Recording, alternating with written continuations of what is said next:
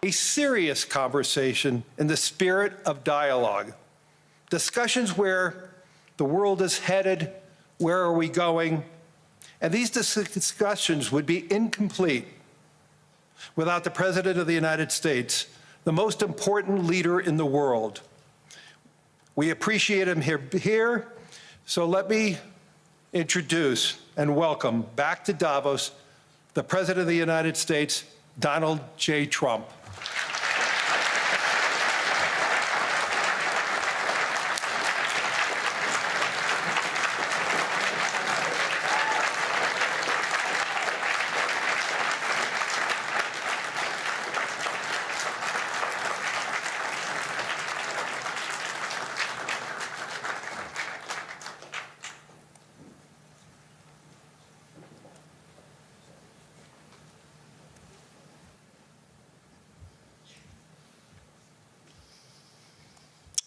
Well, thank you very much, Larry. It's great to be back in beautiful Davos, Switzerland, and to address so many respected business leaders, so many friends, few enemies,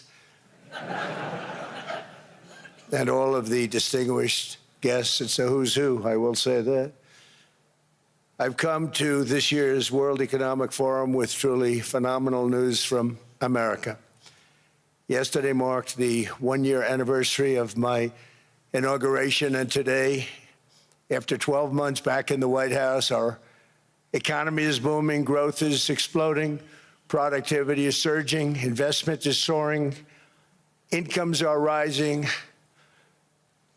inflation has been defeated, our previously open and dangerous border is closed and virtually impenetrable. And the United States is in the midst of the fastest and most dramatic economic turnaround in our country's history. Under the Biden administration, America was plagued by the nightmare of stagflation, meaning low growth and high inflation, a recipe for misery, failure, and decline. But now, after just 1 year of my policies, we are witnessing the exact opposite: virtually no inflation and extraordinarily high economic growth. Growth like, I believe, you'll see very shortly, our country has never seen before, perhaps no country has ever seen before. Over the past 3 months, core inflation has been just 1.6%. Meanwhile, fourth quarter growth is projected to be 5.4%, far greater than anybody other than myself and a few others had predicted. Since the election, the stock market has set 52 all-time high records. So that's in 1 year, 52 records, adding $9 trillion in value to retirement accounts, 401ks, and people's savings. People are doing very well. They're very happy with me.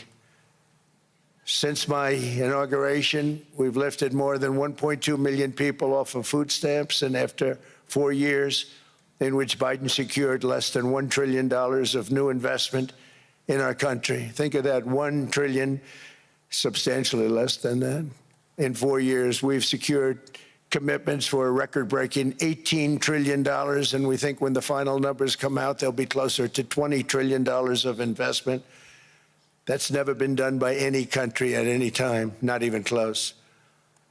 Just over 1 year ago, under the radical left Democrats, we were a dead country. Now we are the hottest country anywhere in the world. In fact, the United States economy is on pace to grow at double the rate that was projected by the IMF just last April. And with my growth and tariff policies, it should be much higher. I really believe we can be much higher than that. And this is all great news, and it's great for all nations. The USA is the economic engine on the planet, and when America booms, the entire world booms. It's been the history. When it goes bad, it goes bad. You all follow us down, and you follow us up, and we're at a point that I don't believe we've ever been. I never thought we could do it this quickly. My biggest surprise is I thought it would take more than a year. Maybe like a year and 1 month.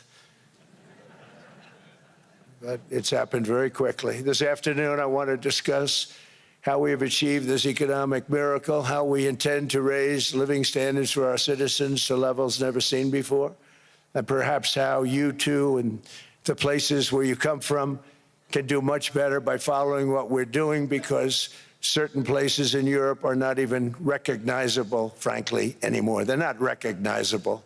And we can argue about it, but there's no argument. Friends come back from different places. I don't want to insult anybody and say I don't recognize it. And that's not in a positive way. That's in a very negative way. And I love Europe, and I want to see Europe go good, but it's not heading in the right direction. In recent decades, it became conventional wisdom in Washington and European capitals that the only way to grow a modern Western economy was through ever-increasing government spending, unchecked mass migration, and endless foreign imports. The consensus was that so-called dirty jobs and heavy industry should be sent elsewhere, that affordable energy should be replaced by the Green New Scam, and that countries could be propped up by importing new and entirely different populations from faraway lands. This was the path that sleepy Joe Biden administration and many other Western governments very foolishly followed, turning their backs on everything that makes nations rich and powerful and strong. And there's so much potential in so many nations. The result was record budget and trade deficits and a growing sovereign deficit driven by the largest wave of mass migration in human history. We've never seen anything like it. Quite frankly, many parts of our world are being destroyed before our very eyes, and the leaders don't even understand what's happening. And the ones that do understand aren't doing anything about it. Virtually all of the so-called experts predicted my plans to end this failed model would trigger a global recession and runaway inflation. But we have proven them wrong. It's actually just the opposite. In 1 year, our agenda has produced a transformation like America has not seen in over 100 years. Instead of closing down energy plants, we're opening them up. Instead of building ineffective, money-losing windmills, we're taking them down and not approving any. Instead of empowering bureaucrats, we're firing them, and they're going out and getting jobs in the private sector for 2 and 3 times what they were making in government. So they started off hating me when we fired them, and now they love me. Instead of raising taxes on domestic producers, we're lowering them and raising tariffs on foreign nations to pay for the damage that they've caused. In 12 months, we have removed over 270,000 bureaucrats from the federal payrolls, the largest single-year reduction in government employment since the end of World War II. Nobody thought that was coming, but we had no choice. To make a country great, you can't have all federal jobs. We've cut federal spending by $100 billion and slashed the federal budget deficit by 27% in the single year. It's going to go down quite a bit more from that, driving inflation way down from the record highs of the Biden administration. Every month, they went up and up and up. I promised to cut 10 old regulations for every single new regulation, but instead I've cut, actually till this point, 129 regulations for every 1 new regulation approved. So every time they come in with a new regulation, we do at least 10, but so far it's averaging out to 129, if you can believe it. In July, we passed the largest tax cuts in American history, including no tax on tips, no tax on overtime, no tax on Social Security for our great seniors. We also provided 100% expensing, that's the one they like, and bonus depreciation for all new equipment and capital investments to help companies expand and shift production to America. They are so in love with that. They build a plant, they're able to deduct it immediately, the whole thing, rather than waiting 38 to 41 years in the old days. This is a miracle taking place. Nobody thought it would ever be done by any country, but it's done by us. was what made my first term the most successful four-year term that we've ever had from a financial standpoint. And now we've upped it. This is a 10-year program, not a one-year program, but you're allowed to deduct everything in 1 year. It used to be 38 to 41 years. With tariffs, we've radically reduced our ballooning trade deficit, which was the largest in world history. We were losing more than $1 trillion every single year, and it was just wasted. It was going to waste. But in 1 year, I slashed our monthly trade deficit by a staggering 77%, and all of this with no inflation, something everyone said could not be done. There were a couple of brilliant people that actually thought I was doing the right thing. I thought I was doing the right thing. Now they all think I'm doing the right thing because they can't believe the numbers. American exports are now up by more than $150 billion. Domestic steel production is up by 300,000 tons a month, and it's doubling over the next 4 months. It's doubling and tripling, and we have steel plants being built all over the country. Nobody thought they'd see that. Factory construction is up by 41%, and that number is really going to skyrocket right now because that's during a process that they're putting in to get their approvals, and we've given very, very quick, fast approvals. In the process, we've made historic trade deals with partners covering 40% of all U.S. trade. Some of the greatest companies and countries in the world. We have countries as our partner, too. The European nations, Japan, South Korea.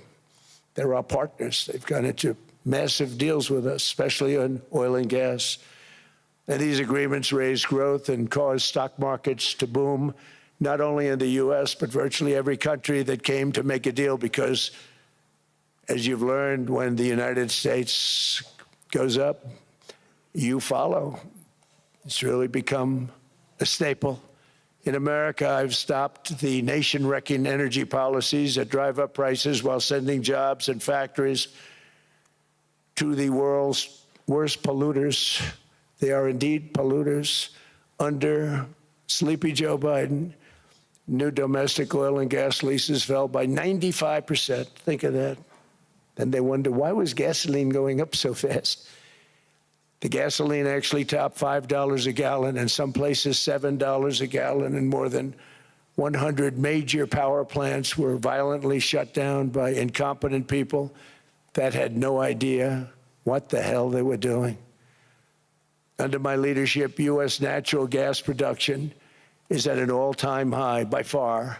U.S. oil production is up by 730,000 barrels a day, and last week we picked up 50 million barrels from Venezuela alone. Venezuela has been an amazing place for so many years, but then they went bad with their policies. 20 years ago, it was a great country, and now it's got problems, but we're helping them. And those 50 million barrels, we're going to be splitting up with them, and they'll be making more money than they've made in a long time. Venezuela is going to do fantastically well. We appreciate all of the cooperation we've been giving. We've been giving great cooperation. Once the attack ended, and they said, let's make a deal. More people should do that. But Venezuela is going to make more money in the next 6 months than they've made in the last 20 years. Every major oil company is coming in with us. It's amazing. It's a beautiful thing to see. The leadership of the country has been very good. They've been very, very smart. The price of gasoline is now below $2.50 a gallon in many states, $2.30 a gallon in most states. Then we'll soon be averaging less than $2 a gallon. In many places, it's already down even lower, $1.95 a gallon. Numerous states are at $1.99, numbers that nobody has heard for years. Actually, since my last administration, we got it down to around those numbers. I've signed an order directing an approval of many new nuclear reactors. We're going heavy into nuclear. I was not a big fan because I didn't like the risk, the danger. But they have what the progress they've made with nuclear is unbelievable, and the safety progress they've made is incredible. We're very much into the world of nuclear energy, and we can have it now at good prices and very, very safe. And we're leading the world in AI by a lot. We're leading China by a lot. I think President Xi respects what we've done, in part because I've allowed these big companies building these massive buildings to build their own electric capacity. They're building their own power plants, which, when added up, is more than any country anywhere in the world is doing. I read recently an article in the Wall Street Journal that China's creating so much energy, and they are. I got to hand it to them. But we're creating as much or more, and we're letting them do that. I'm very proud of it. It was my idea. I said, you can't create this much energy. We needed more than double the energy currently in the country just to take care of the AI plants. And I said, we can't do that. We have an old grid system. And I came up with the idea, you know, you people are brilliant. You have a lot of money. Let's see what you can do. You can build your own electric generating plants. And they looked at me. They didn't believe me. All of the names that are, I think, in the room right now, if you want to know the truth, they didn't believe it. And I said, no, you can't. They came back 2 weeks, and they didn't have the plant. They said, we thought you were kidding. I said, no, not only am I not kidding, you're going to have your approvals within 2 weeks. I always say nuclear will take 3 weeks. But most aren't going that. They're going oil and gas. They're even going coal in some cases. Because of my landslide election victory, the United States avoided the catastrophic energy collapse which befell every European nation that pursued the Green New Scam, perhaps the greatest hoax in history. The Green New Scam, windmills all over the place, destroy your land, destroy your land. Every time that goes around, you lose $1,000. You're supposed to make money with energy, not lose money. Here in Europe, we've seen the fate that the radical left tried to impose on America. They tried very hard. Germany now generates 22% less electricity than it did in 2017. And it's not the current chancellor's fault. He's solving the problem. He's going to do a great job. But what they did before he got there, I guess that's why he got there. And electricity prices are 64% higher. The United Kingdom produces just 1/3 of the total energy from all sources that it did in 1999. Think of that, 1/3. And they're sitting on top of the North Sea, one of the greatest reserves anywhere in the world, but they don't use it. And that's one reason why their energy has reached catastrophically low levels with equally high prices. High prices, very low levels. Think of that, 1/3. And you're sitting on top of the North Sea, and they like to say, well, you know, that's depleted. It's not depleted. It's got 500 years. They haven't even found the oil. The North Sea is incredible. They don't let anybody drill. Environmentally, they don't let them drill. They make it impossible for the oil companies to go. They take 92% of the revenues. So the oil companies say, we can't do it. They came to see me. Is there anything you can do? I want Europe to do great. I want UK to do great. They're sitting on one of the greatest energy sources in the world, and they don't use it. In fact, their electricity prices have soared 139%. There are windmills all over Europe. There are windmills all over the place, and they are losers. One thing I've noticed is that the more windmills a country has, the more money that country loses and the worse that country is doing. China makes almost all of the windmills, and yet I haven't been able to find any wind farms in China. Did you ever think of that? It's a good way of looking at it. They're smart. China's very smart. They make them, they sell them for a fortune. They sell them to the stupid people that buy them, but they don't use them themselves. They put up a couple of big wind farms, but they don't use them. They just put them up to show people what they could look like. They don't spin. They don't do anything. They use a thing called coal, mostly. But China goes with the coal. They go with oil and gas. They're starting to look at nuclear a little bit, and they're doing just fine. They make a fortune selling the windmills, though, and I think really that's one that they wouldn't be surprised if it stopped. They are shocked that it continues to go. They're very friendly with me.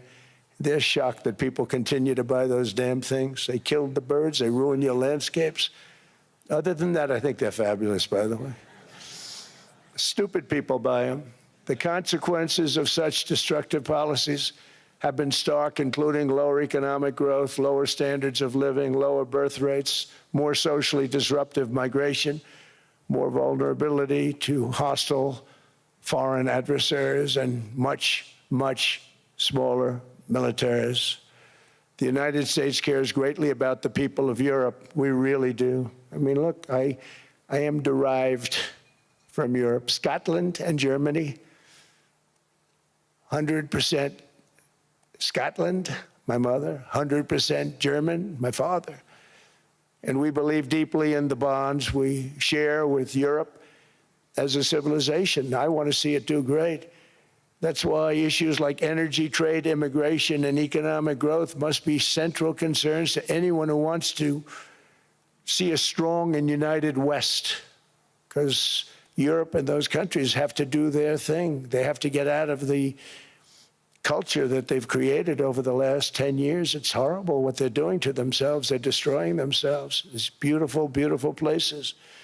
We want strong allies, not seriously weakened ones. We want Europe to be strong. Ultimately, these are matters of national security, and perhaps no current issue makes the situation more clear than what's currently going on with Greenland.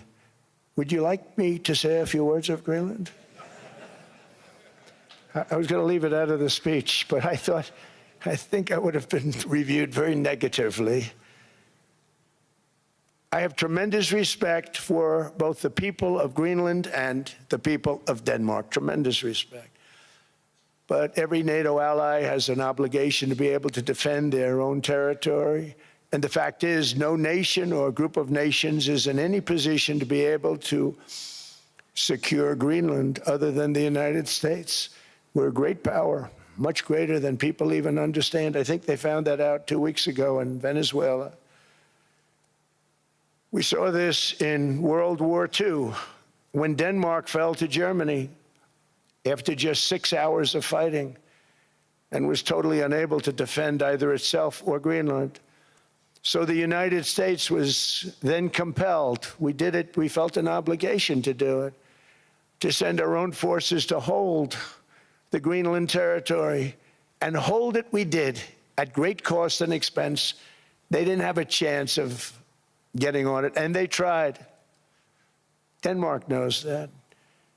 We literally set up bases on Greenland for Denmark. We fought for Denmark. We weren't fighting for anyone else. We were fighting to save it for Denmark. Big, beautiful piece of ice. It's hard to call it land. It's a big piece of ice. But we saved Greenland and successfully prevented our enemies from gaining a foothold in our hemisphere. So we did it for ourselves also. And then after the war, which we won it big. Without us, right now, you'd all be speaking German and a little Japanese, perhaps. After the war, we gave Greenland back to Denmark. How stupid were we to do that? But we did it. But we gave it back.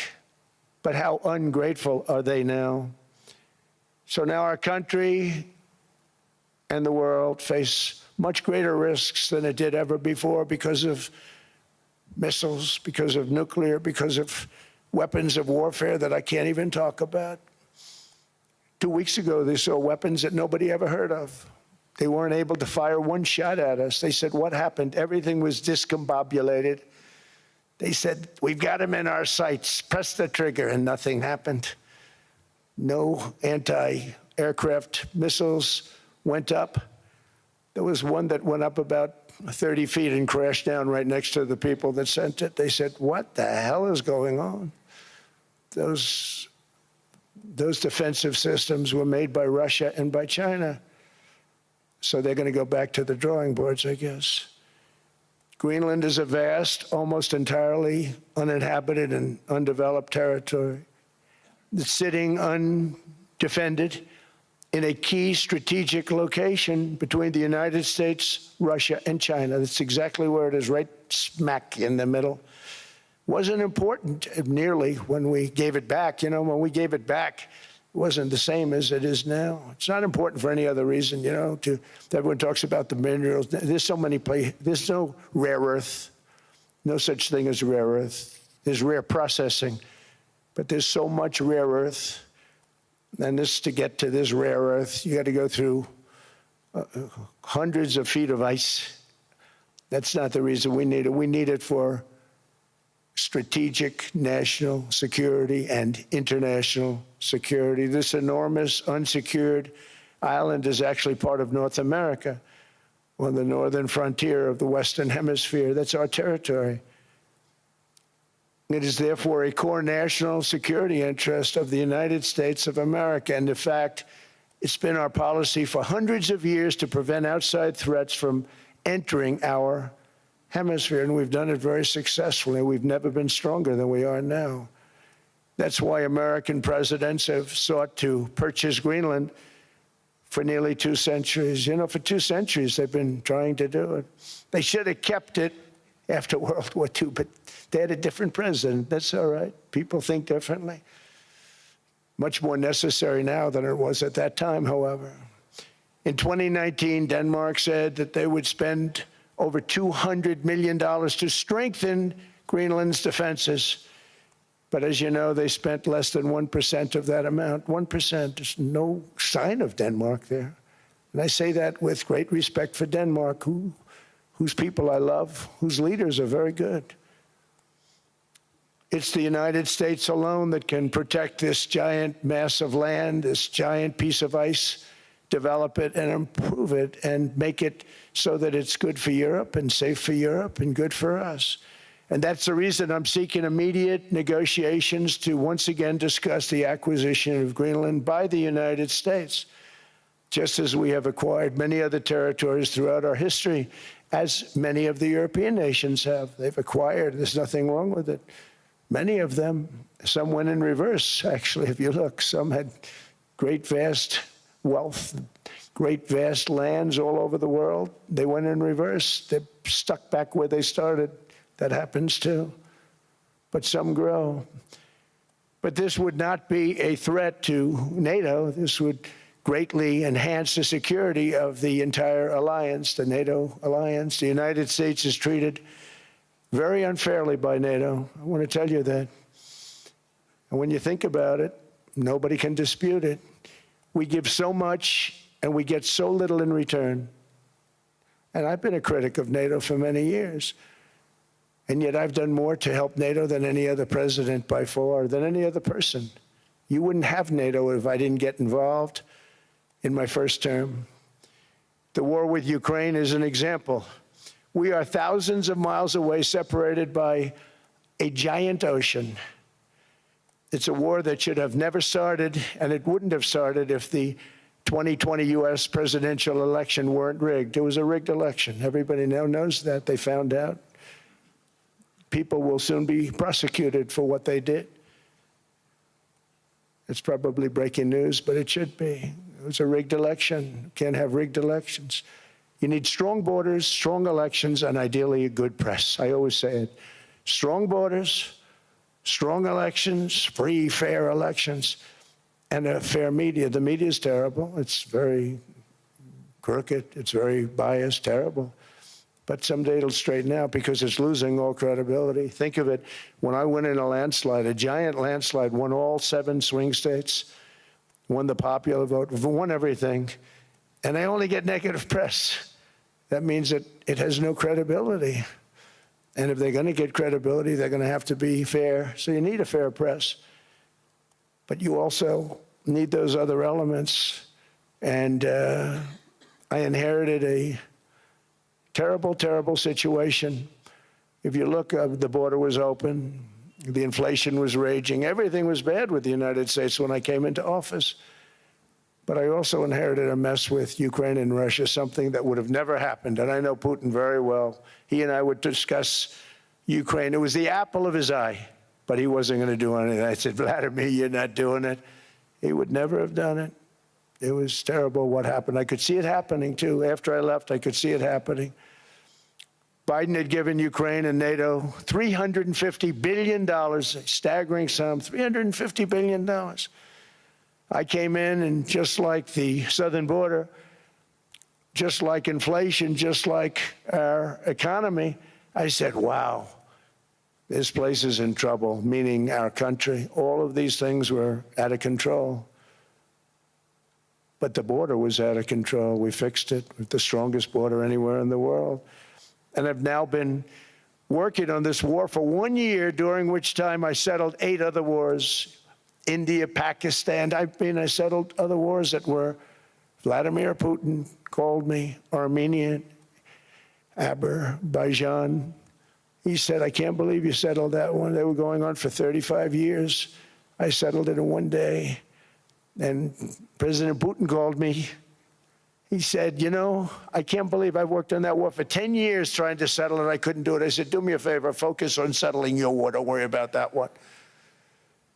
What does the United States get out of all of this work, all of this money, other than death, destruction, and massive amounts of cash going to people who don't appreciate what we do? They don't appreciate what we do. I'm talking about NATO. I'm talking about Europe.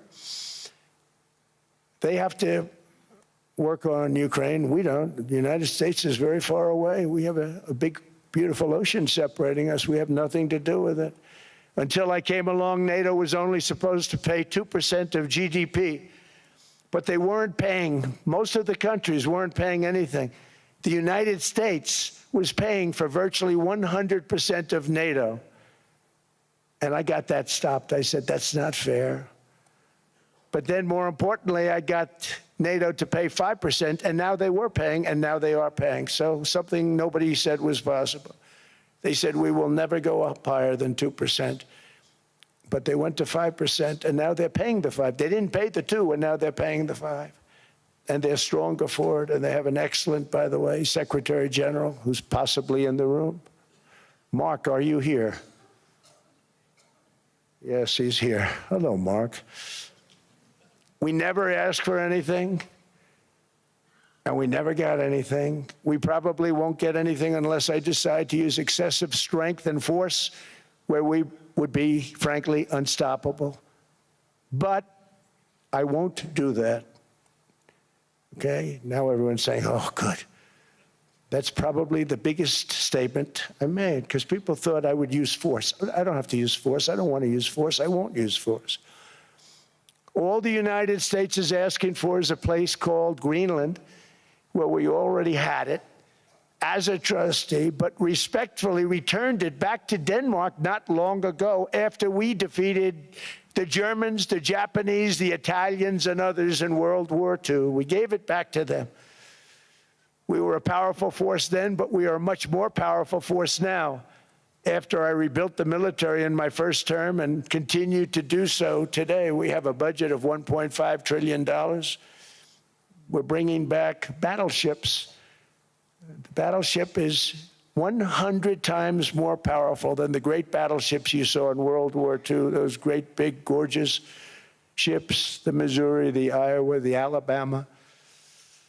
Because I thought maybe we could take them out of mothballs. They said, no, sir, these ships are 100, think of that, 100 times more powerful than those big, big, magnificent pieces of art that you saw so many times ago, that you still see on television. You say, wow, what a force. 100 times, each ship 100 times more powerful than the big battleships of the past. So that was the end of the mothball story. So what we have gotten out of NATO is nothing except to protect Europe from the Soviet Union and now Russia. I mean, we've helped them for so many years. We've never gotten anything, except we pay for NATO. And we paid for many years, until I came along, We paid for, in my opinion, 100% of NATO because they weren't paying their bills. And all we're asking for is to get Greenland, including right title and ownership, because you need the ownership to defend it. You can't defend it on a lease. Number one, legally it's not defensible that way, totally. And number two, psychologically, who the hell wants to defend a license agreement or a lease, which is a large piece of ice in the middle of the ocean where if there is a war, much of the action will take place on that piece of ice. Think of it. Those missiles would be flying right over the center of that piece of ice. All we want from Denmark for national and international security and to keep our very energetic and dangerous potential enemies at bay is this land on which we're going to build the greatest golden dome ever built. We're building a golden dome that's going to, just by its very nature, going to be defending Canada. Canada gets a lot of freebies from us, by the way. They should be grateful also, but they're not. I watched your Prime Minister yesterday. He wasn't so grateful. But they should be grateful to us. Canada lives because of the United States. Remember that, Mark, the next time you make your statements. What we did for Israel was amazing, but that's nothing compared to what we have planned for the United States, Canada, and the rest of the world. We are going to build a dome like no other. We did it for Israel. And by the way, I told Bibi, stop taking credit for the dome. That's our technology. That's our stuff. But they had a lot of courage, and they were good fighters, and they did a good job, and we wiped out the Iran nuclear threat like nobody can believe. Nobody's ever seen anything like it. That, Venezuela, taking down Soleimani, wiping out al-Baghdadi when he tried to reinstitute ISIS. We did a lot. I did a lot of big things, all perfectly executed. Everyone was perfectly executed. Somebody told me that, a military expert told me, sir, everything you've done has been perfectly executed. I said, I know. So other presidents have spent, whether foolishly or not, trillions and trillions of dollars on NATO and gotten absolutely nothing in return. We've never asked for anything. It's always a one-way street. Now they want us to help them with Ukraine. And we say, we're going to. I'm really helping, not even them. I want to see, last week, if you saw, it was 10,000 soldiers, but last month it was 31,000 soldiers died. 31,000. That's this room times, the number of people in this room times 30. Think of it. 30,000 soldiers died in 1 month. The month before it was 27,000. The month before that it was 28,000. The month before that it was 25,000. It's a bloodbath over there. And that's what I want to stop. It doesn't help the United States, but these are souls. These are young people. Look like you, look like some of you right in the front row. They go to war. Their parents are so proud. Oh, there he goes, comes back. 2 weeks later, they get a call, your son's head's been blown off. I want to stop it. It's a horrible war. It's the worst since World War II. They keep going, they'll exceed World War II. The numbers are staggering, how many people they've lost. They don't want to talk about it. Ukraine and Russia lost just tremendous amounts. And I'm dealing with President Putin, and he wants to make a deal, I believe. I'm dealing with President Zelensky, and I think he wants to make a deal. I'm meeting him today. He might be in the audience right now. But they got to get that war stopped because too many people are dying, needlessly dying. Too many souls are being lost. It's the only reason I'm interested in doing it. But in doing it, I'm helping Europe, I'm helping NATO, and I've until the last few days when I told them about Iceland, they loved me. They called me daddy, right, last time. A very smart man said, he's our daddy. He's running it. I was like running it. I went from running it to being a terrible human being. But now what I'm asking for is a piece of ice, cold and poorly located, that can play a vital role in world peace and world protection. It's a very small ask compared to what we have given them for many, many decades. But the problem with NATO is that we'll be there for them 100%. But I'm not sure that they'd be there for us. If we gave them the call, gentlemen, we are being attacked. We're under attack by such and such a nation. I know them all very well. I'm not sure that they'd be there. I know we'd be there for them. I don't know that they'd be there for us. So with all of the money we expend, with all of the blood, sweat, and tears, I don't know that they'd be there for us. They're not there for us on Iceland, that I can tell you. I mean, our stock market took the first dip yesterday because of Iceland. So Iceland's already cost us a lot of money. But that dip is peanuts compared to what it's gone up. And we have an unbelievable future in that stock. That stock market is going to be doubled. We're going to hit 50,000, and that stock market's going to double in a relatively short period of time because of everything that's happening. But this is a good example. After giving NATO and European nations trillions and trillions of dollars in defense, they buy our weapons. We make the greatest weapons in the world, but now we're going to make them faster, much faster. You saw that. I put a cap on the salaries, and I put no buybacks, no stock buybacks, no various other things that they were doing. I mean, they were making $50 million, but it would take them 3 years to give you a Patriot missile.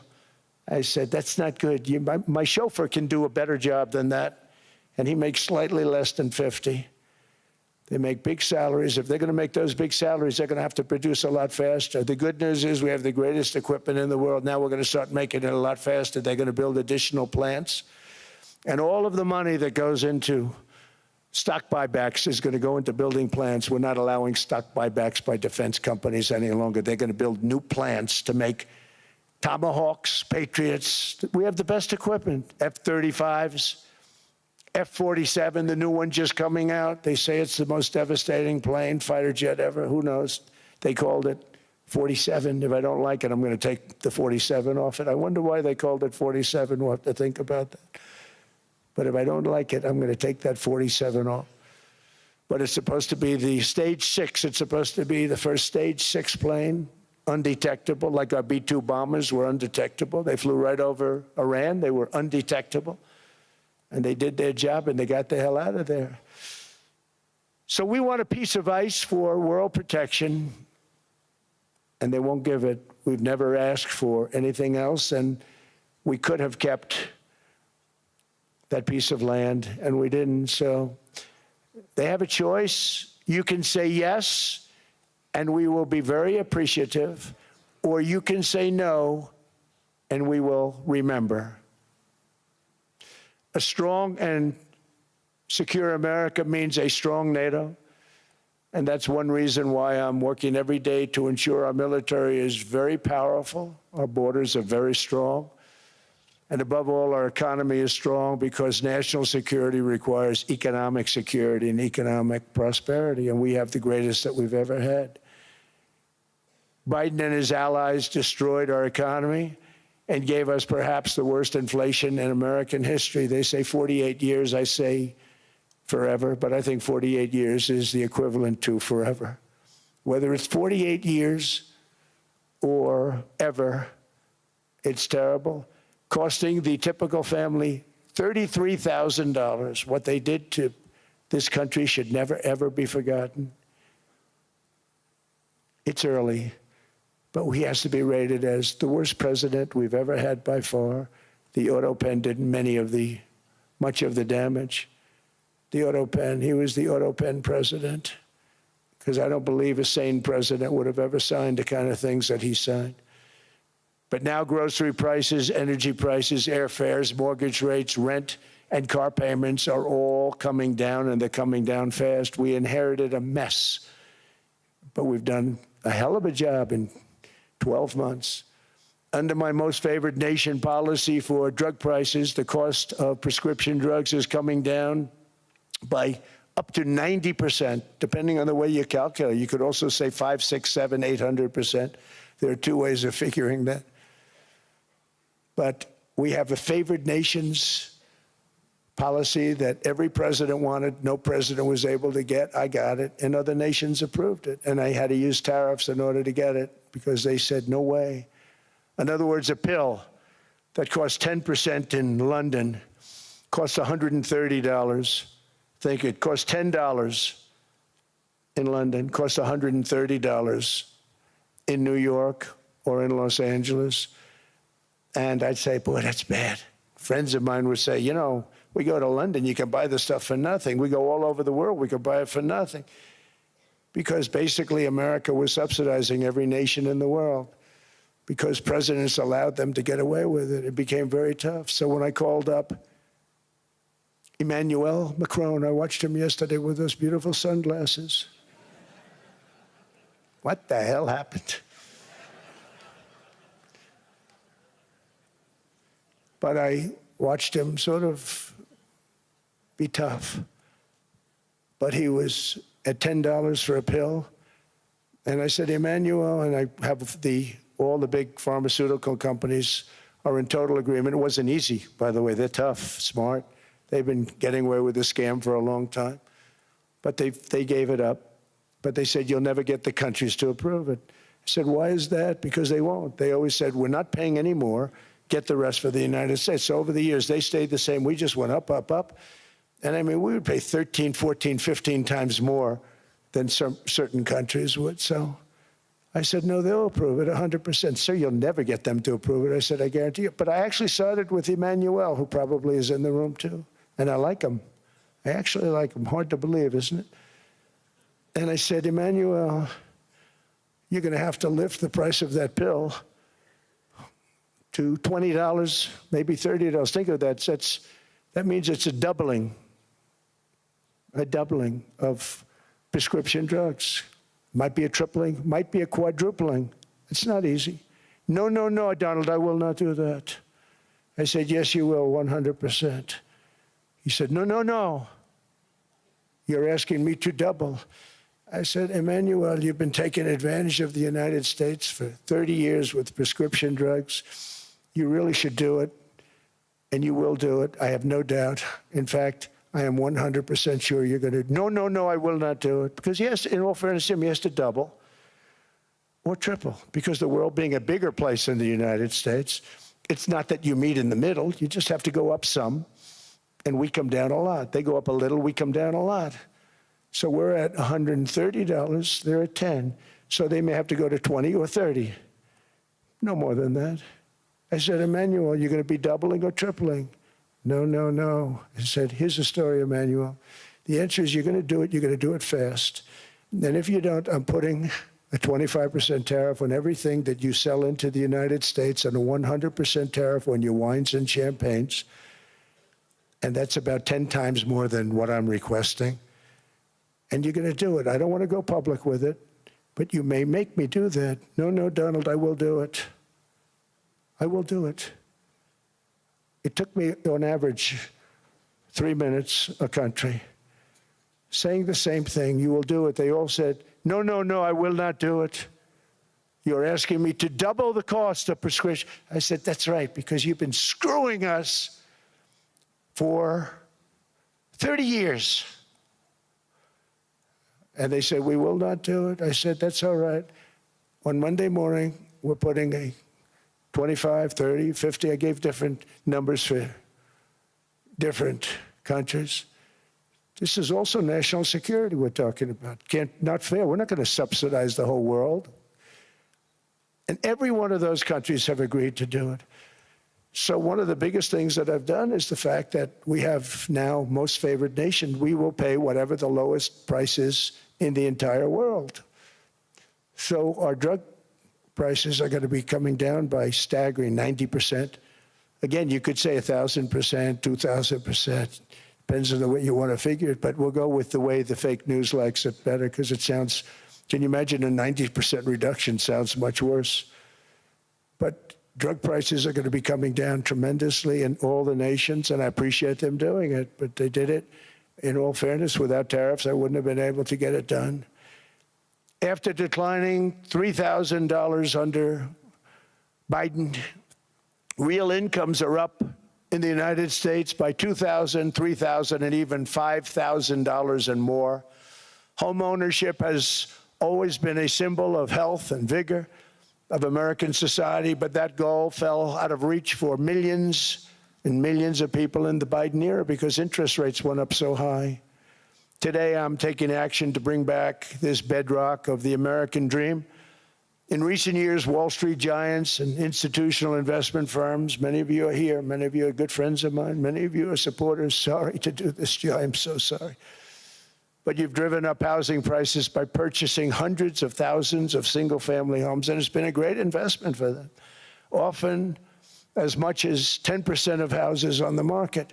You know, the crazy thing is a person can't get depreciation on a house, but when a corporation buys it, they get depreciation. Okay, that's something we're going to have to think about, too.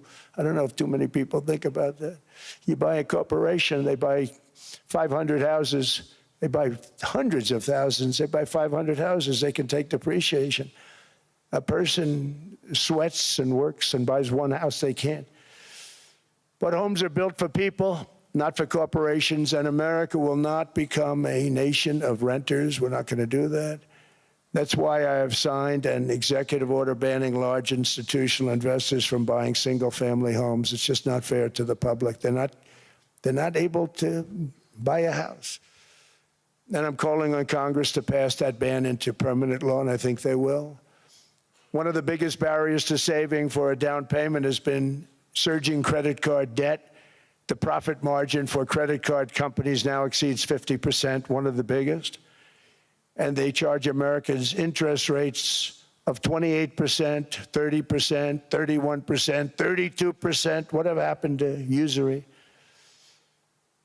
So to help our citizens recover from the Biden disaster, all caused by this horrible precedent, just horrible precedent, I'm asking Congress to cap credit card interest rates at 10% for 1 year. And this will help millions of Americans save for a home. They have no idea they're paying 28%. They go out there a little late in their payment and they end up losing their house. It's terrible. To unleash innovation and savings and financing, I'm also working to ensure America remains the crypto capital of the world. And to that end, last year, I signed the landmark Genius Act into law. Now Congress is working very hard on crypto market structure legislation, Bitcoin, all of them, which I hope to sign very soon, unlocking new pathways for Americans to reach financial freedom. And I did it for two reasons. Number one, I thought it was politically good, and it was. I got tremendous political support. But more importantly, China wanted that market, too. It's just like they want the AI. And we've got that market, I think, pretty well locked up. If I didn't do it, you know, Biden was totally against it until before the election when they realized that, you know, there were millions of people voting against him over crypto. And all of a sudden, they loved it very much, but it was too late. They blew it. But it is politically popular, but it's much more importantly, we have to make it so that China doesn't get the hold of it. And once they have that hold, we're not going to be able to get it back. So I'm honored to have done it. Finally, I've instructed government-backed institutions to purchase up to $200 billion in mortgage bonds to bring down interest rates. And I'll be announcing a new Fed chairman in the not-too-distant future. I think he'll do a very good job. See, I gave away some of it. He did give that away. So we have something, got something, but somebody that's very respected. They're all respected. They're all great. Everyone that I interviewed is great. Everyone could do, I think, a fantastic job. Problem is they change once they get the job. They do. You know, they're saying everything I want to hear, and then they get the job. They're locked in for 6 years. They get the job, and all of a sudden, let's raise rates a little bit. I call them, sir, we'd rather not talk about this. It's amazing how people change once they have the job, but it's too bad. Sort of disloyalty, but they got to do what they think is right. We have a terrible chairman right now, Jerome Too Late Powell. He's always too late. And he's very late with interest rates, except before the election. He was just fine for the other side. So we're going to have somebody that's great, and we hope he does the right job. Last week, the average 30-year mortgage rate dropped below 6% for the first time in many years. Another major factor in driving up housing costs was the mass invasion of our borders. And I have to say one thing about housing, because nobody ever says this. I am very protective of people that already own a house, of which we have millions and millions and millions. And because we have had such a good run, the house values have gone up tremendously. And these people have become wealthy. They weren't wealthy, they become wealthy because of their house. And every time you make it more and more and more affordable for somebody to buy a house cheaply, you're actually hurting the value of those houses, obviously, because the one thing works in tandem with the other. And I don't want to do anything that's going to hurt the value of people that own a house who, for the first time in their lives, are walking around the streets of whatever city they're in, very proud that their house is worth $500,000, $600,000, $700,000. Now, if I want to really crush the housing market, I could do that so fast that people could buy houses, but you would destroy a lot of people that already have houses. In some cases, they've mortgaged their house, and the mortgage would be very low, and all of a sudden the mortgage without any changes becomes very high, and they end up losing the house. I'm not going to hurt, and I speak with Scott, who's doing a fantastic job, and Howard, who's doing a fantastic job, and all of my people. And I always say, look, you know, I can crush the hell out of the market. We can drop interest rates to a level, and that's one thing we do want to do. That's natural. That's good for everybody. You know, the dropping of the interest rates, we should be paying a much lower interest rate than we are. We should be paying the lowest interest rate of any country in the world, because without the United States, you don't have a country. I mean, I had a case with Switzerland. We happened to be in Switzerland. Maybe I'll give you a quick story. But they were paying nothing. They make beautiful watches, great watches, Rolex, all of them. They were paying nothing to the United States when they sent their product in. And we had a $41 billion deficit. $41 billion with this beautiful place. Flew over it, isn't it nice? So I said, let's put a 30% tariff on them so that we get back some of it, not all of it at all. We'd still have a deficit, big deficit. We had 41 million. That's a big deficit. And I said, let's put a tariff on. Different tariffs, different places. You're all party to them. In some cases, victims to them. But in the end, it's a fair thing. And most of you realize that. But we put a 30% tariff on Switzerland, and all hell broke loose. They were calling, I mean, like you wouldn't believe. And I know so many people from Switzerland, incredible place, incredible, brilliant place. But I then realized that they're only good because of us. And there's so many other examples. I mean, us, probably other places, but a majority of the money they make is because of us, because we never charged them anything. So they come in, they sell their watches, no tariffs, no nothing. They walk away, they make $41 billion on just us. So I said, no, we can't do that. So I'm going to bring it up. I still would have a deficit pretty substantial, but I brought it up to 30%. And I guess Prime Minister, I don't think President, I think Prime Minister called a woman, and she was very repetitive. She said, no, no, no, you cannot do that, 30%. You cannot do that. We are a small, small country. I said, yeah, but you have a big, big deficit. You may be small, but you have a bigger deficit than big countries. He said, no, no, no, please, you cannot do it. Kept saying the same thing over and over. We are a small country. I said, but you're a big country in terms of, and she just rubbed me the wrong way, I'll be honest with you. And I said, all right, thank you, ma'am, appreciate it. Do not do this. Thank you very much, ma'am. And I made it 39%. And then all hell really broke out. And I was paid visits by everybody. Rolex came to see me. They all came to see me. But I realized, and I reduced it, because I don't want to hurt people. I don't want to hurt them. And we brought it down to a, lower level. Doesn't mean it's not going up, but we brought it down to a lower level. But they pay now, tariff. But I realized that we have many places like that where they're making a fortune because of the United States. Without the United States, they wouldn't be making anything. Think of it. Switzerland made $41 billion on us. And as she said, it's a small place. And I realized with that, I don't know, it was so, because she was so aggressive. And I realized in that conversation that the United States is keeping the whole world afloat.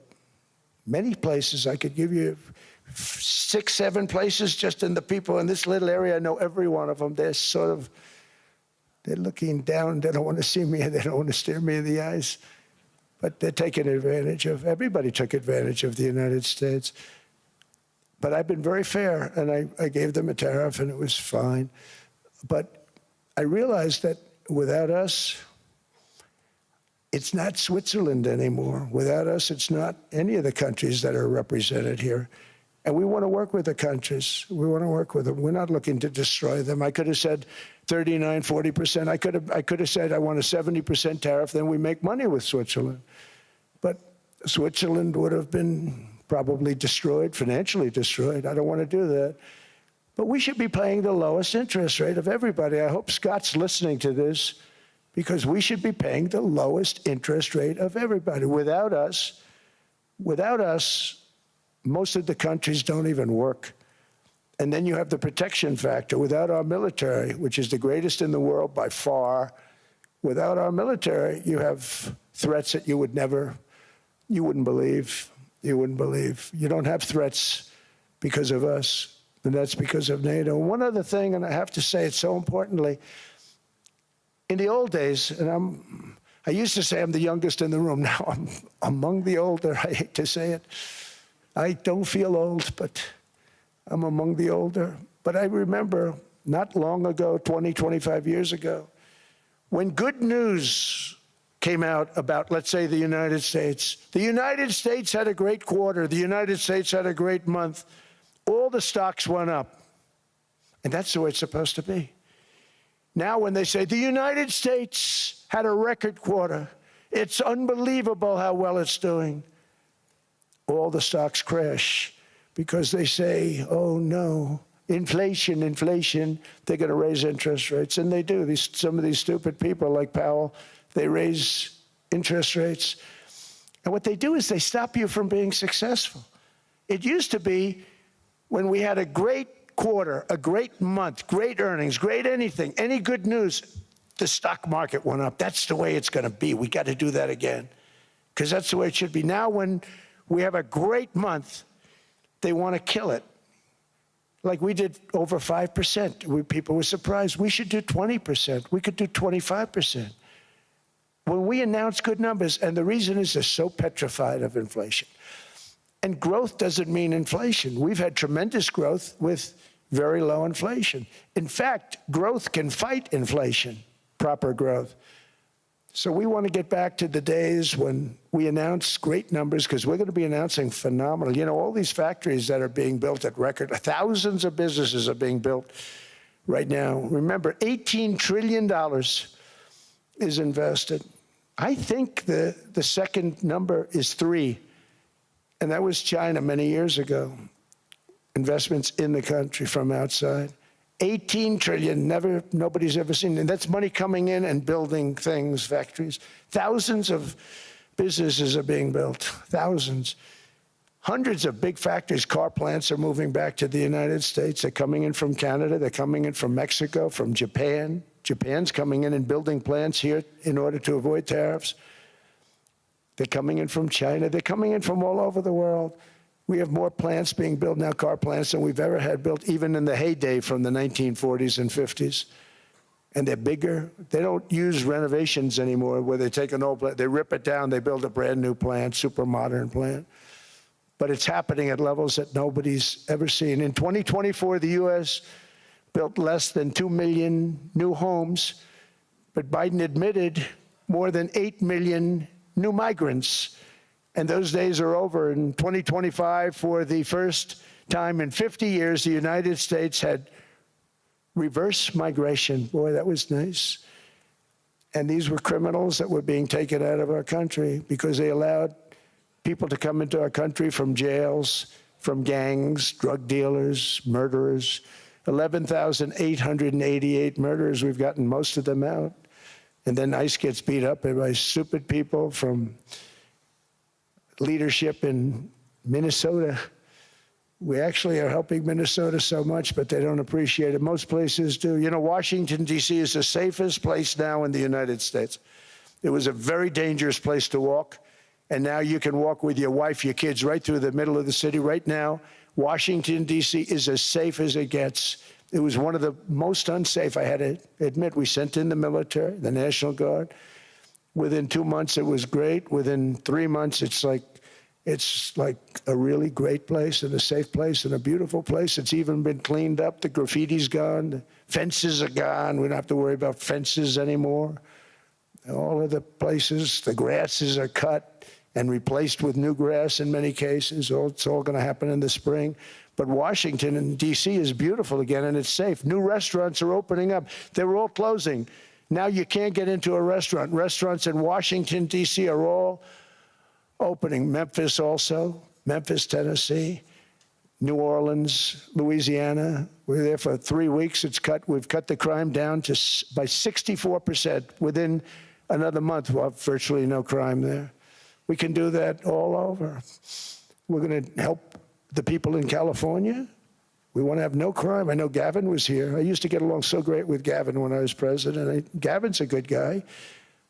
And we're going to, if he needed it, I would do it in a heartbeat. I'd love to see.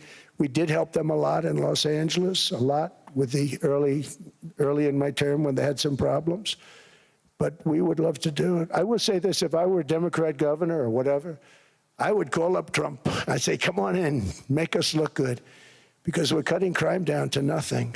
And we're taking people out, career criminals, who are only going to do bad things, and we're bringing them back to their countries.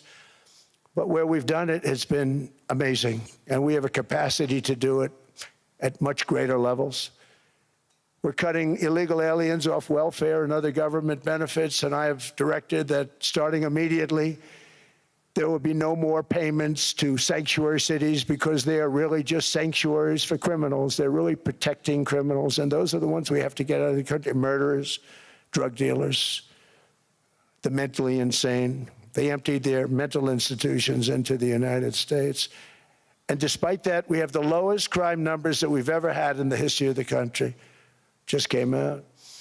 But equally importantly, we're cracking down on more than $19 billion in fraud that was stolen by Somalian bandits. Can you believe that they turned out to be higher IQ than we thought? I always say these are low IQ people. How did they go into Minnesota and steal all that money? And we have, you know, they're pirates, they're good pirates, right? But we shoot them out of the water just like we shoot the drug boats out. They're not pirating too many boats lately, do you notice? When they go out into those boats, they want to take over $1.5 billion tanker loaded up with oil, and they say, we're going to blow up your boat. They have powerful weapons. You hit the side of the boat, you blow the whole thing up. The insurance companies are petrified, so they say, just give them the boat. We'll give them money instead. And I don't do that. We blow them right the hell out of the water. We see them going out, we blow them out of the water. We don't have any pirates so much anymore. If we do, they won't be there long. We've cut down with the hitting of the boats that are loaded up with drugs, including submarines. Can you believe they actually buy small, they call mini subs, very fast. They're meant for drugs. We've knocked out 2 of them. The Democrats say they were fishing. You have ruined somebody's fishing weekend, I would say. A submarine is not a fishing boat. You don't fish. But we've knocked down drugs by water, the oceans, the sea, by 97.2%. Think of that. And I actually say, who the hell are the 3%? Because I would not want to be piloting one of those boats. We knocked them down, and now we're going to start on land. We're going to knock it all out. The land is the easy part. What we did on sea is incredible, and that's our great military. The situation in Minnesota reminds us that the West cannot mass import foreign cultures which have failed to ever build a successful society of their own. I mean, we're taking people from Somalia And Somalia is a failed, it's not a nation. Got no government, got no police, got no military, got no nothing. And then we have this fake congressperson who they just reported is worth $30 million. You believe this? Ilhan Omar, talking about the Constitution provides me. She comes from a country that's not a country, and she's telling us how to run America. Not going to get away with it much longer, let me tell you. The explosion of prosperity and conclusion and progress that built the West did not come from our tax codes. It ultimately came from our very special culture. This is the precious inheritance that America and Europe have in common. We share it. We share it, but we have to keep it strong. We have to become stronger, more successful, and more prosperous than ever. We have to defend that culture and rediscover the spirit that lifted the West from the depths of the Dark Ages to the pinnacle of human achievement. We live in an incredible, changing period. It's an unbelievable time, but we have to take advantage of the time that we're in. In our hands are technologies that our ancestors could scarcely have. I mean, they couldn't have even dreamt some of the things that we see today. And so rapidly they're produced. I mean, AI, 2 years ago, nobody ever heard of the term, and now everybody's talking about it. And it can have some very good purpose. It could also have some dangerous purpose. And for that, we have to watch out. But some tremendous things are happening because of it. And we're leading by so much. We're doing so well. But opportunities that are bigger and grander than ever before in human history are right before us. It is the pioneers in this room. Many of you in this room are true pioneers. You're truly brilliant, brilliant people. Just your ability to get a ticket is brilliant because you have about 50 people for every seat. I don't know what, that's Larry. Everything Larry touches turns to gold. He made this very successful. But you're in this room, and some of you are the greatest leaders anywhere in the world. You're the greatest brains anywhere in the world. And the future is unlimited, and to a large part because of you, and we have to protect you, and we have to cherish you. I always say we have to cherish our brilliant people because there aren't many of them. So together with confidence, boldness, and persistence, let us lift up our people, grow our economies, defend our shared destiny, and build a future for our citizens that is more ambitious, more exciting, more inspiring, and greater than the world has ever seen. We're in a position to do things that nobody else has ever even thought of before. And many of the people in this room are the ones that are doing it, and I want to congratulate you, and I'm with you all the way. You can do things that nobody else can even think about. So I congratulate you on your tremendous success, and the United States is back, bigger, stronger, better than ever before, and I'll see you around. Thank you all very much. Thank you very much.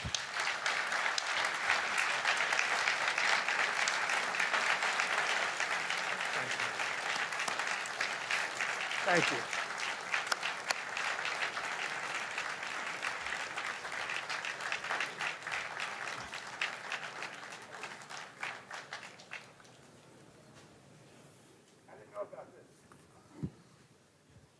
This was supposed to be a nice fire chat, Mr. President. Yes, good. I got set up. No, I did know. You made the job for the moderator really easy. Thank you, Mr. President, for your speech. I do have a few follow-up questions, if it's okay. Sure. I don't think I should start with Greenland, maybe. I'll start with the economy. The U.S. economy is doing really, really well. But how to sustain this growth moving forward? Because there's always a recession looming around the corner. Well, you know, the one thing about economies and recessions is sometimes you get hit unexpectedly and there's nothing you can do about it. All brilliant people, but there's nothing. One example was COVID. We had an economy going at levels like nobody had ever seen my first 2.5, 3 years. And then I heard the word pandemic, not COVID. They came up with that name over a period of time. We won't get into that. But I heard the word pandemic. And I had a poll come out that was so strong just prior to that, and I was with the two best pollsters, McLaughlin and Fabrizio, and they said, sir, George Washington and Abraham Lincoln, if they came back and ran as president and vice president, they couldn't beat you. And then what happened is the following day, I was told to stay tuned because there's something really bad happening in China. There are bodies laying all over Wuhan, right around that certain building that we talk about. I always said it came from Wuhan. It did come from Wuhan. And there were body bags. We saw it by satellite. And they said, there are strange things happening in China. And so it began. And we ended up with the COVID, and the whole world suffered. We did a phenomenal job. I don't think we got the credit we deserved. We did something that Operation Warp Speed, which some people say was one of the greatest military feats ever. We did a great job. Used our military, used a lot of people. But sometimes you get hit with things, nothing you can do. You get hit with things like that unexpectedly. And we got through it. And when I left, the stock market was higher than it was previous to the COVID coming up. And I called it a great achievement. But things happen. Bad things happen. The things that we can stop are wars if we're smart. That we can stop. Those are a matter of being intelligent and having intelligent people on the other side. Because wars are the worst of all. Wars are worse than anything. But we can stop wars because that's sort of up to us. But things like dust flying in the air, wherever COVID comes from or whatever comes, sometimes you have to be a little bit lucky. But we are poised to have an economy like no other, not only in this country, but anywhere. And you know, when you hear the kind of numbers that I can tell you that Scott Bessent was with me the other day, and he's looking at numbers. He said, I can't. And that's all he's done his whole life, pretty much your whole life. Scott, you weren't going to be a football player, I don't think. Scott was not that great at football, but he was always good at numbers, right?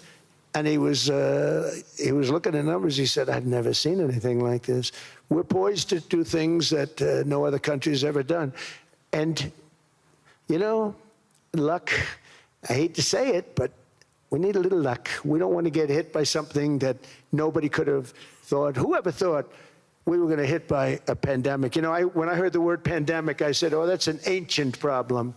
World War I, they lost 100 million people. It actually ended World War I. A lot of people don't know. The Spanish flu in World War I ended the war because all the soldiers were sick. The soldiers were so sick on both sides, and that war was raging, and they were all dying from the Spanish flu. They were sick as dogs. They couldn't fight. So, you know, you don't know how that would have turned out. But so we do, I mean, subject to that, and I always have to put a caveat in for it, but we're poised to have the greatest growth of any large country, I think any country that there's been. When you look at what's happening in the United States, it's really amazing. Thank you. One thing that maybe keeps you up at night, I know you don't sleep that much anyway, Mr. President, is the debt. The U.S. debt is high, is now the biggest expenditure on your budget. How to get out of that impasse? Well, the big thing is growth. I mean, growth is the way. If we grow like this, we go from having at $37 trillion. We go from having high debt to low debt. But we also are cutting expenses, you know, the old-fashioned way. We have extraordinary growth. I think we're going to be growing our way out. I think we're going to be paying off debt. We're taking in tremendous money from tariffs fairly. And again, I'm using them judiciously. You know, Switzerland's a case study. I could have gotten much more. I could have asked for much more. But we're using them judiciously. But I think growth, most importantly, and then cutting costs. Now, if you take a look at Minnesota, $19 billion in fraud and other things. People going to airports, they came into the country, they don't have 10 cents, and they're leaving with hundreds of thousands of cash in their bags.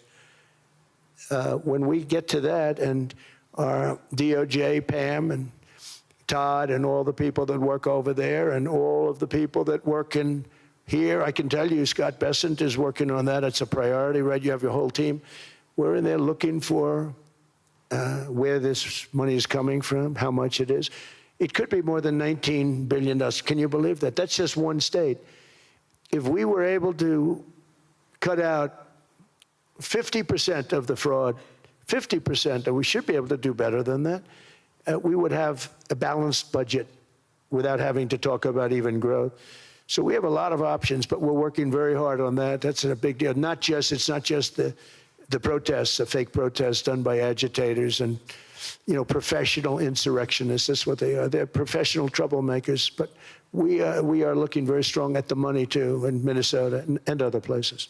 I think, Mr. President, also the $500 billion invested in artificial intelligence and the frontier technologies last year also were driving growth exponentially in the U.S. Well, AI has been a big factor. AI is massive. I mean, Mark Zuckerberg showed me a plant where he put it over a map of Manhattan, and it was basically the size of Manhattan. This is not, I said, you got to be kidding. It's a plant that was miles long, miles wide, very high. I don't think it was high like the Empire State Building, but it was high. And it literally covered most of the island of Manhattan. That's called a big plant. And, when I heard they're going to spend $50 billion building it, I said, if you spend $50 million, you can build a nice little shopping center. If you spend $500 million, you can build a good shopping center. But how do you spend $50 billion? When I looked at this thing, I said, you think you'll be able to do it for that? It's amazing when, some of the plants that I see, and I see them all, and again, so big is we're letting them build their own electric generation. This way we have no problem, and otherwise they'd be complaining. There'd be nobody able to, we have an old grid system. And not only that, they're going to sell at a very cheap price the excess electricity that they create back into our grid. So that'll solve some problems for certain states that don't have enough electricity. We also know that on the AI, there is fierce competition between the U.S. as the largest economy in the world, 27% of the global GDP and 5% of the global population, not doing that badly, and China.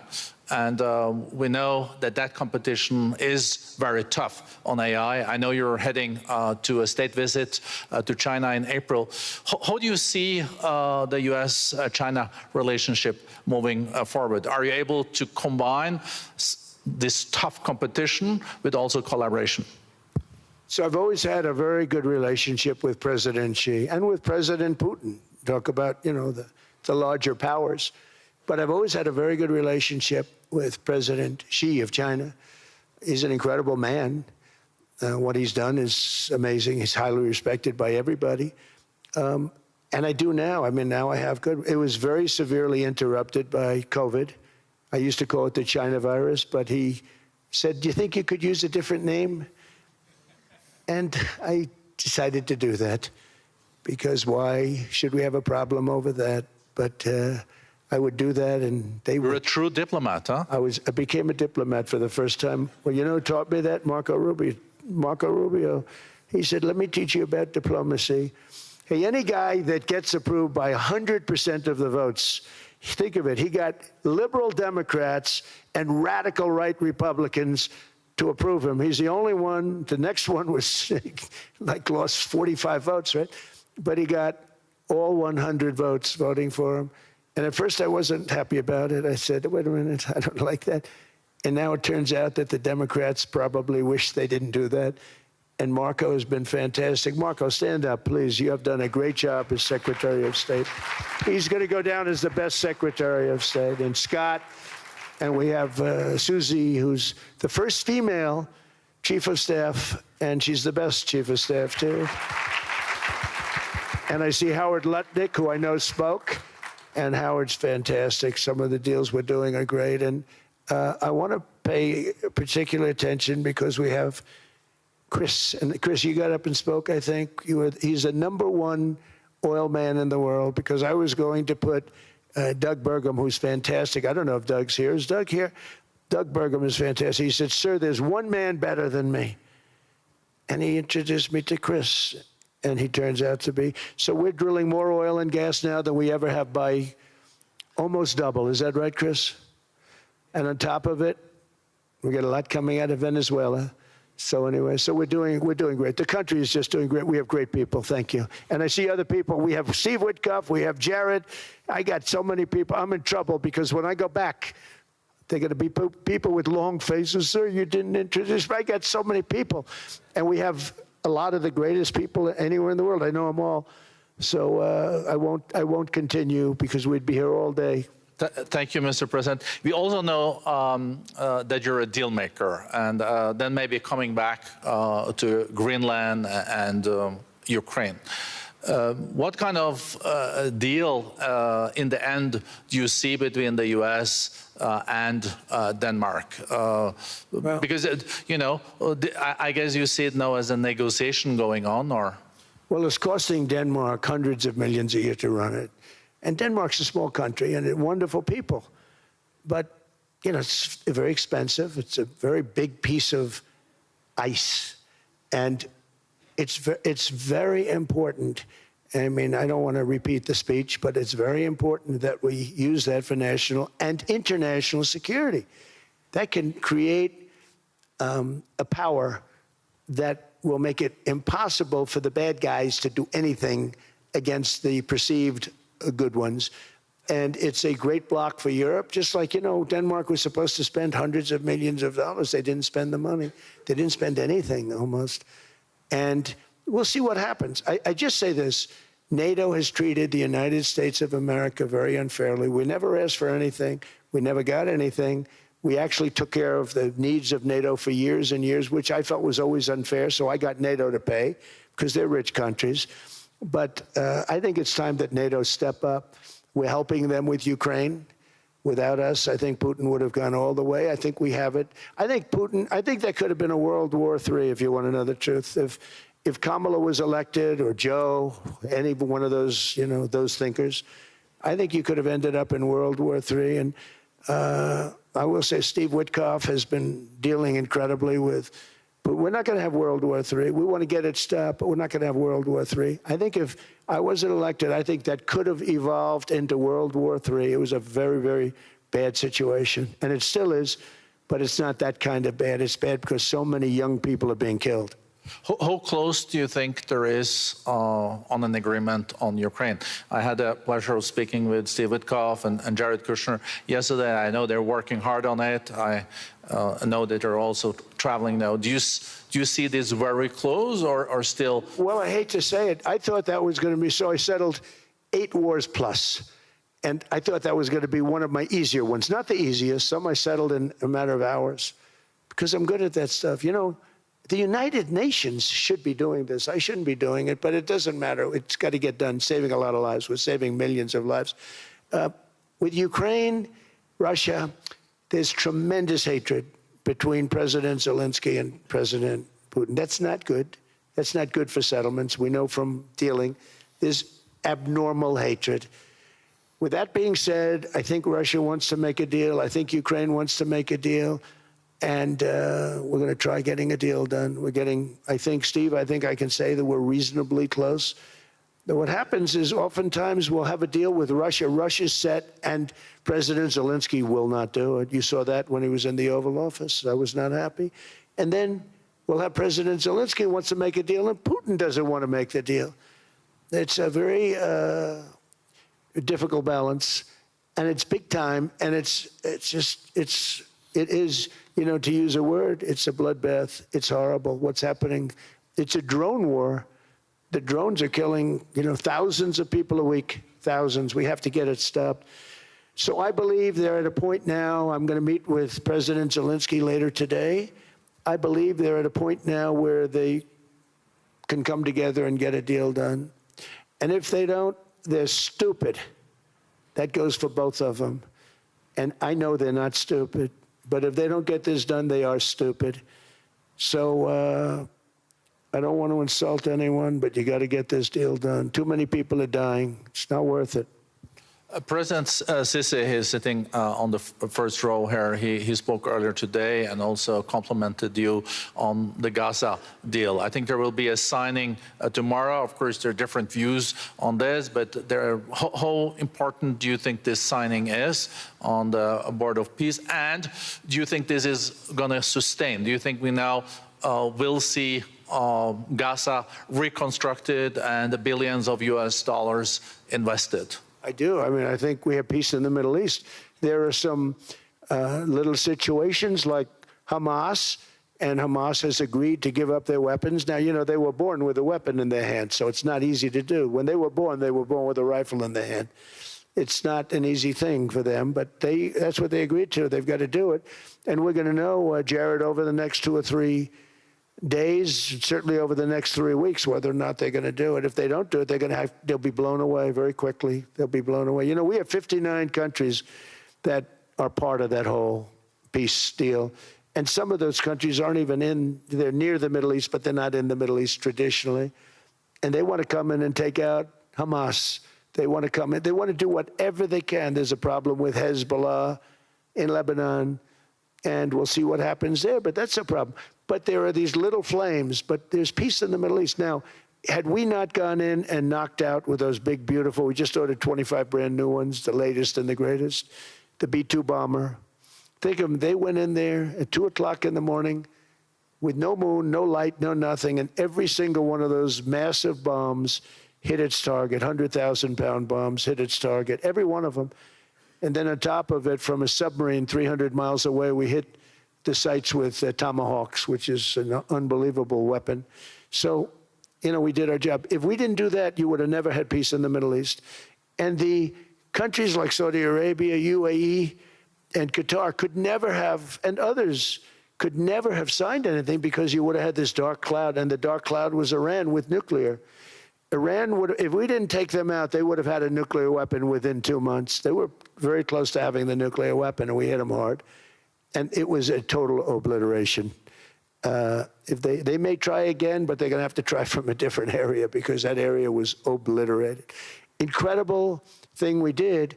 And because we did that, we were able to make peace. If we didn't do that, I would say, Jared and Steve, if we didn't do that, there was no chance of making peace because the countries I just named and other countries could have never signed off. They were afraid. They were afraid. We had a bully. The bully was Iran, the bully of the Middle East. They used to call it for years. They were the bully of the Middle East. They're not the bully of the Middle East anymore.